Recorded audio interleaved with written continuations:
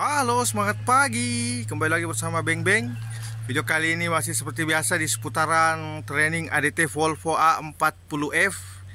Dan video kali ini apa-apa aja sih yang ditanyakan sama instruktur atau trainer pada saat kita tes unit di lapangan. Ini untuk karyawan baru ya, untuk teman-teman kita yang baru mau masuk jadi operator, yang bermodalkan scan pengalaman seperti itu ya. Nah, dan ini setiap perusahaan itu dia beda-beda mungkin cara trainernya, penyampaiannya ya teman-teman. Tapi di sini nih yang saya mau share ini, yang teman-teman ada cerita sama saya. Dia pernah datang kemari, terus saya tanya-tanya lah, ini apa-apa aja sih sebenarnya yang ditanya-tanya di sana. Nah, mungkin langsung saja. Nah teman, setelah kita buka ini grillnya untuk tangganya, untuk P2H engine, katanya yang ditanyakan di sini tuh di mana tempat P2H oli engine. Nah tempatnya ada di sini nih, dipstick oli engine di sebelah kiri sini. Nah di sini untuk pengisian oli engine. Dan ini alternator, ini fungsinya nih untuk pengisian baterai. Dan ini kompresor AC untuk mendinginkan ruangan.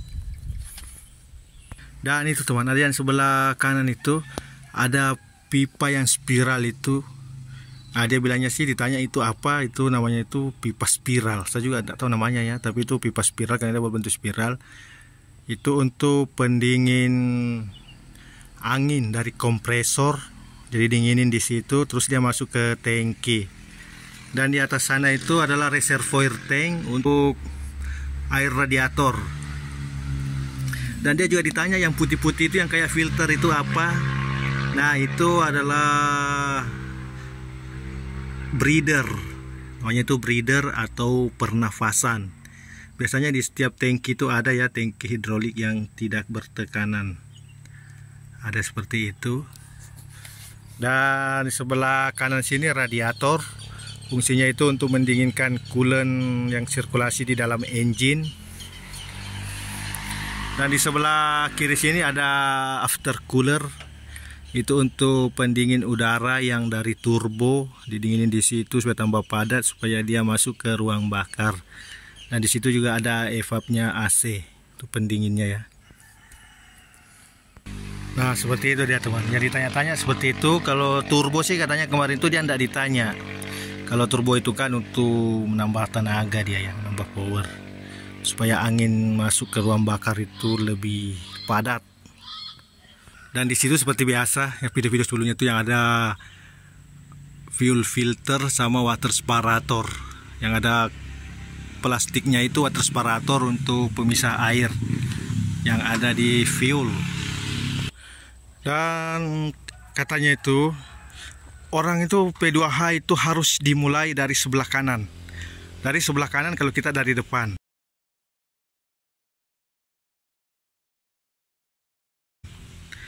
Kalau untuk seri F ini memang kita langsung menemukan oli brake. Yang depan ini oli brake, seri F masih di sini, oli brake.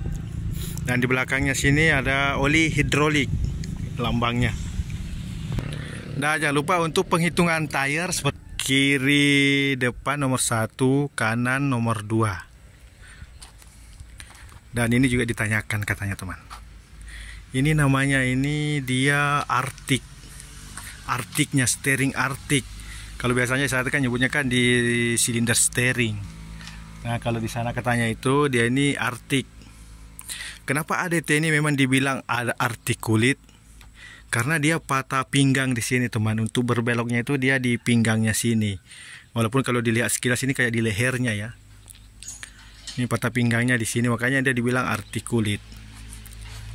Jadi kalau orang tunjuk ini komponen ini yang bulat ini nih, berarti ini articulate untuk beloknya. Dan ini juga ditanyakan ini nih leveler shaft. Kalau yang silang 4 ini dia spider joint. Spider joint namanya ya. Kalau di Volvo ini spider joint. Itu silang 4 ini atau couple-nya. Dan pelek ini juga ditanya ini namanya apa? Kalau pelek ini namanya rim. Kalau ini lock rim, kali ini juga lock rim. Kalau baut roda itu namanya ball. Nah, kalau yang di kolong-kolong sini yang diperiksa ini namanya sasis. Terus yang panjang itu namanya plow-flare shaft. Dan untuk gardan itu namanya tuh diferensial. Dan yang bulat-bulat di atas ini tuh akumulator brake. Dan yang itu untuk parking brake. Nah, akumulator brake yang di belakang ini untuk hauler. Nah, untuk akumulator yang depan sendiri itu untuk traktor. Jadi namanya seperti ini. Yang depan ini kepalanya ini traktor, yang belakang ini namanya hauler. Jadi seperti itu teman. Ini ban depan ini traktor, yang belakang ini hauler. Itu istilahnya di sana ya. Dan biasa di situ ada rubber bogie. Nah, bagaimana kita tahu rubber bogie ini masih bagus atau rusak? Rubber bogie ini akan nyenggol di sini nih. Besi ini akan nyenggol ke sini. Kalau dia masih bagus kan ada space-nya atau selanya. Kalau dia sudah rusak, ini tersenggol di sini teman. Itu tandanya rubber bogie-nya rusak. Nah, lanjut di belakang. Di belakang ini namanya nih stabilizer, bukan torque root ya. Stabilizer katanya namanya itu kalau di ADT Volvo A40F. Dan ini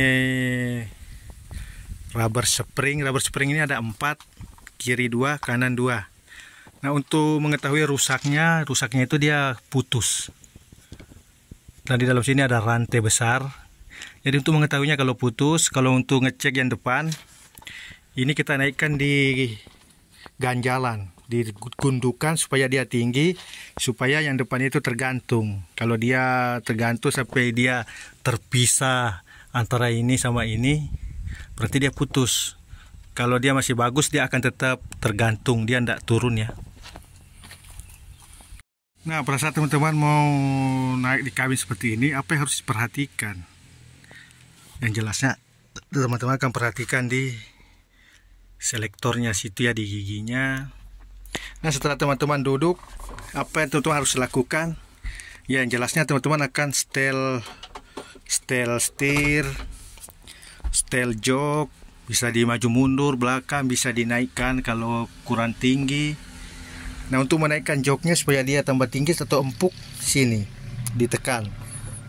Kalau dia terlalu tinggi atau terlalu keras, tarik. Dan untuk di giginya sendiri, dia kalau di D, kalau RPM-nya tinggi, jalannya bagus, dia bisa sampai di gigi 9. Nah, kalau dia di 3,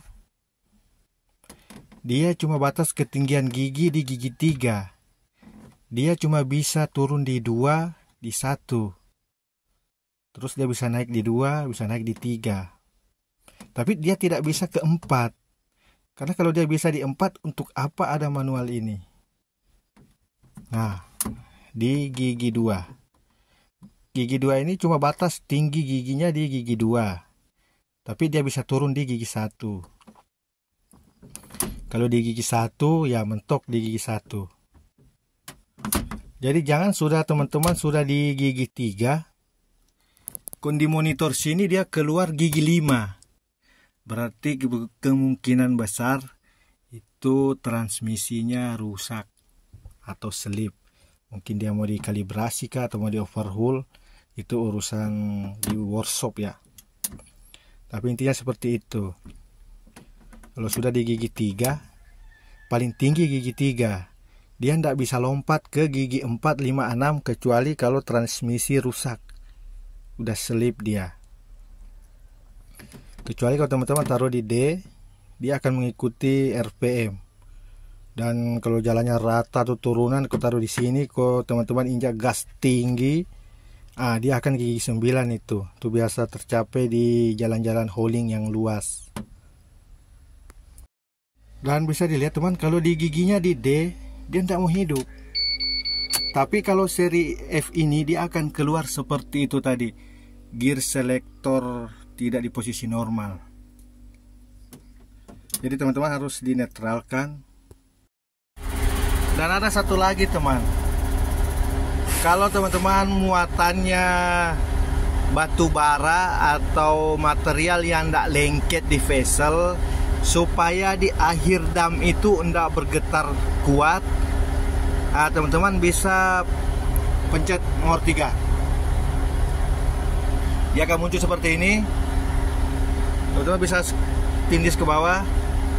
Nah, ini ada tulisan hard body stop ini. Itu di off kan. Kecuali kalau teman-teman muatannya lumpur yang lengket, itu bisa di on kan saja, supaya di akhir dam itu dia bergetar. Jadi muatannya yang lengket itu harapannya itu jatuh. Seperti itu. Ya kalau di on kan, jadi kalau cuma materialnya biasa-biasa saja, tidak lengket, itu bisa di off kan saja. Untuk di akhir damnya dia tidak terlalu bergetar. Seperti itu dia. Kalau kita ke atas, di sini kita bisa setel ketinggian dam. Karena ini ketinggiannya ini 100%. Nah, ini ketinggiannya ini kan 100%, ini bisa di setel.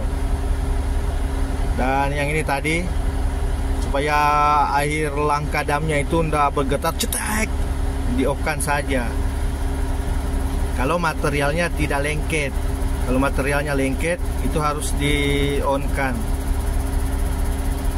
supaya harapannya tanah yang di vessel, karena udah kena pemanas dari heater vessel, harapannya dia akan jatuh, supaya tidak lengket di vesselnya ya.